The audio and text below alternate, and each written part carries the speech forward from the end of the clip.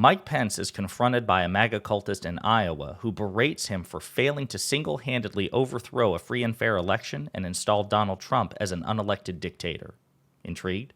Then click that like, subscribe, and the alert bell, and enjoy the video.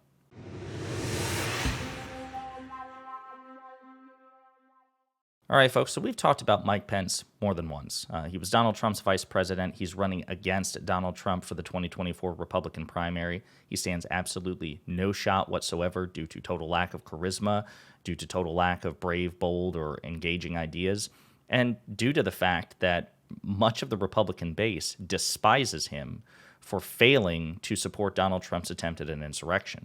Now, many people laud Mike Pence for his decision. I do not. It was the right thing to do, certainly, to not install Donald Trump as a dictator. But that was a bare minimum exercise of constitutional obligation. As I've said before, what Mike Pence did was the equivalent of walking down a street and not kicking a puppy or stealing candy from a child. I don't think that you deserve some sort of Congressional Medal of Honor for that. I don't think you deserve a standing ovation. Yes, you did the right thing when it came down to it, but it should have been relatively effortless. And from interviews and biographies and memoirs written by Mike Pence or about Mike Pence, apparently the decision was quite difficult. Yes, he did the right thing in the end, but he was sorely tempted and looked for reasons to fold to Donald Trump's wishes, even though ultimately he stayed the course because he couldn't find any sort of justification to it. This should be a relatively easy thing to do. Hey, man, do you want to single-handedly overturn a free and fair election? No, and it should be that easy. But because Mike Pence is ultimately a coward and weak, very weak, he struggled with this.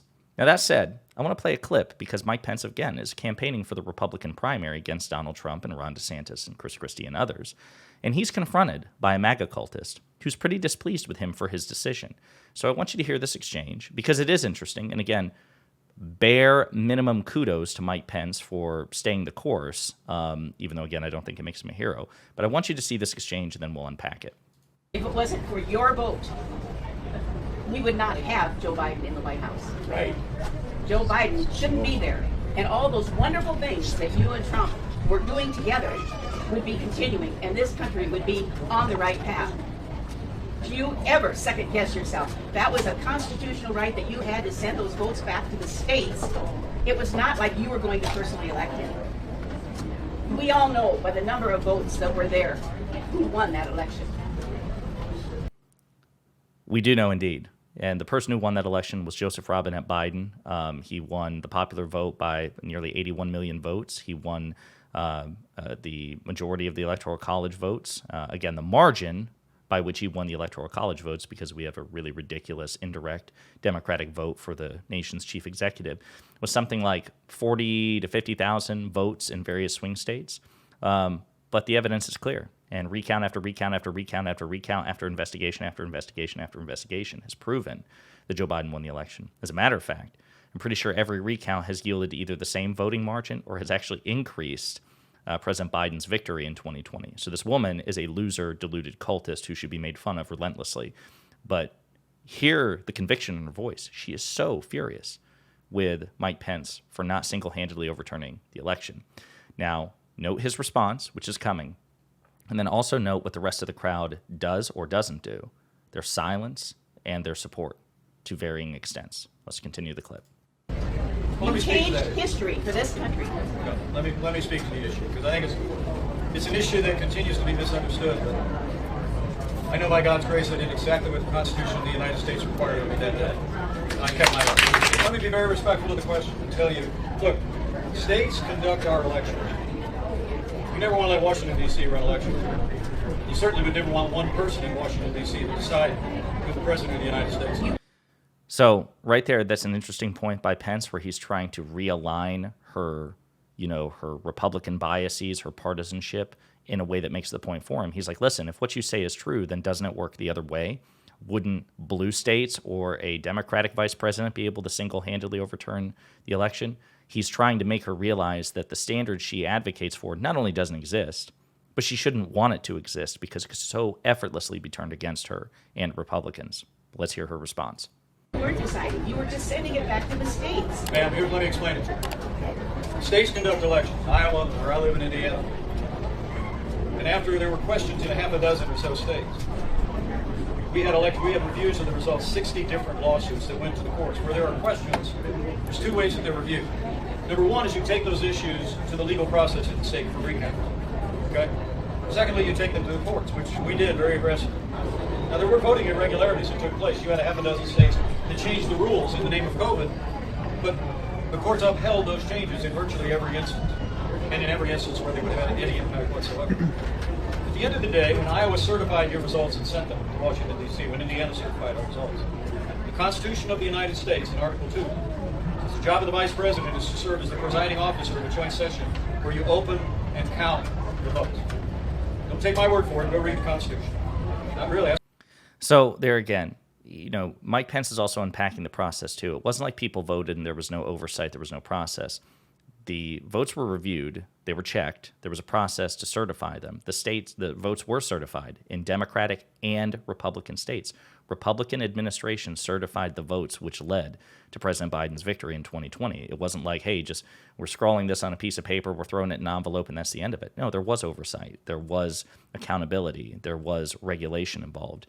And as he points out, in the situation where those situations or those results were challenged, then it was taken to another regulatory or oversight body, which is the courts. And as he points out, in 60 court cases, 60, Republicans and Trump tried to make the case and failed in every single one because they're losers and they were wrong and it was a free and fair election.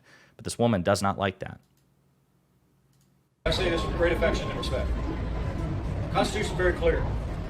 My job was to oversee the session of Congress where objections could be heard. And I made sure that objections would be recognized. So we would hear whatever evidence or whatever debate there was. But the Constitution says you open and count the votes, no more, no less. The Constitution affords no authority for the Vice President or anyone else to reject votes or return votes to the states. Never been done before, should never be done in the future. I'm sorry, ma'am, but that's actually what the Constitution says. No Vice President in American history ever asserted the authority that you have been convinced that I had.